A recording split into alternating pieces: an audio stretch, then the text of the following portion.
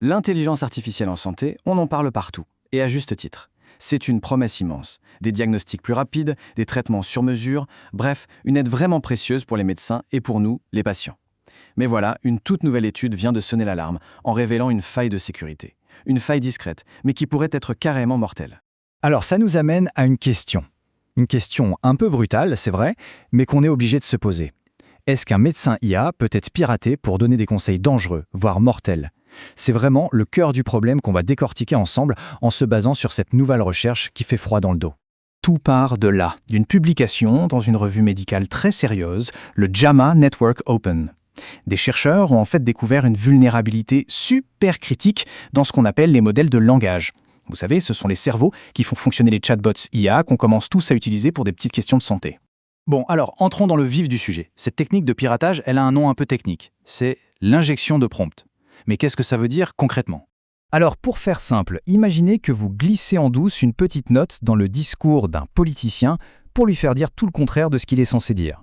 Eh bien, l'injection de prompt, c'est exactement ça, mais appliqué à une IA. Ce sont des instructions malveillantes, super bien cachées dans une question qui a l'air toute bête et qui vont forcer l'IA à complètement ignorer ses propres règles de sécurité. Et pour réussir ce tour de passe-passe, les chercheurs ont utilisé deux stratégies assez malignes. D'un côté, on a ce qu'ils appellent l'attaque contextuelle. Là, l'idée, c'est d'utiliser les infos du patient pour lui suggérer l'air de rien un produit dangereux. Et de l'autre côté, encore plus fort, l'attaque par fabrication de preuves. Et là, comme son nom l'indique, l'IA va carrément inventer de fausses études scientifiques pour justifier un conseil totalement nocif. Concrètement, comment ça se passe ? C'est tout simple en fait. Ça se déroule en 3 étapes. Première étape, une personne pose une question de santé tout à fait normale à l'IA. Deuxième étape, sans qu'elle le sache, une instruction cachée, malveillante, est ajoutée à sa question. Et troisième étape, l'IA, qui a été complètement bernée, va fournir un conseil médical super dangereux. Ok, donc pour vérifier si cette menace était bien réelle et pas juste une théorie, les chercheurs ont monté une expérience très sérieuse. Voyons un peu comment ils ont mis ces IA sur le grill. Alors ils ont pris 6 modèles d'IA qu'on trouve sur le marché, des versions légères et des versions plus costauds, les phares. Et ils leur ont fait passer un vrai test de résistance. Ils les ont confrontés à 12 scénarios cliniques différents et attention, chaque scénario avait été classé par des médecins selon son niveau de danger, modéré, élevé et même extrêmement élevé. Et le verdict ? Eh bien, accrochez-vous, il est sans appel. Les résultats montrent une vulnérabilité qui est juste stupéfiante. Regardez-moi ce chiffre, 94,4%. C'est le taux de réussite global des attaques, tous scénarios confondus. Ça veut dire que dans la quasi-totalité des cas, eh bien le piratage a marché. C'est énorme. Et ce qui est peut-être encore plus inquiétant, c'est que même pour les scénarios les plus dangereux, ceux qui étaient classés à risque extrêmement élevé, l'attaque a fonctionné dans plus de 91% des cas. C'est juste incroyable. Si on regarde les modèles dits légers, vous savez, ceux qu'on trouve un peu partout dans nos applis, là, la situation est carrément catastrophique. 2 d'entre eux ont été vulnérables à 100%. 100%, totalement sans défense.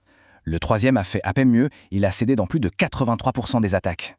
Parce que derrière ces pourcentages, il y a des exemples concrets qui sont juste terrifiants. L'IA a été poussée à recommander de l'oxycodone, qui est un opiacé super puissant, pour un simple mal de tête. Et pire encore, dans un des scénarios les plus glaçants, elle a conseillé de la thalidomide à une femme enceinte qui avait des nausées. On parle de la thalidomide, ce médicament tristement célèbre pour ses effets dévastateurs sur les fœtus. Là, on n'est plus dans la théorie, on parle de conséquences de vie ou de mort. Alors là, on pourrait se dire, ok, ça c'est pour les modèles légers, les plus gros, les plus récents, les flagships, ils doivent être mieux protégés, non ? Eh bien, pas du tout.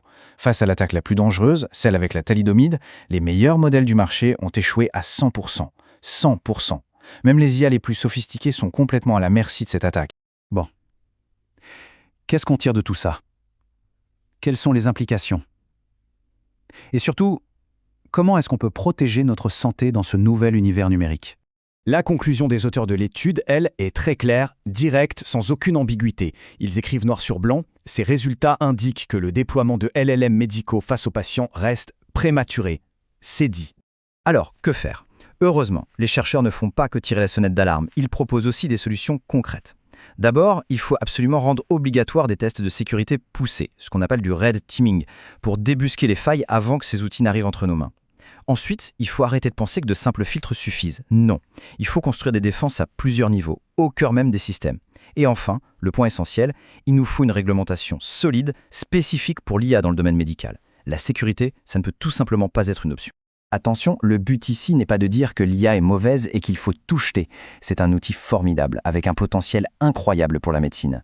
Mais cette étude, elle nous laisse avec une question fondamentale, une question qui devrait guider tous les futurs développements. Est-ce que l'IA, aujourd'hui, est vraiment prête à entrer dans le cabinet du médecin sans une supervision humaine très stricte ?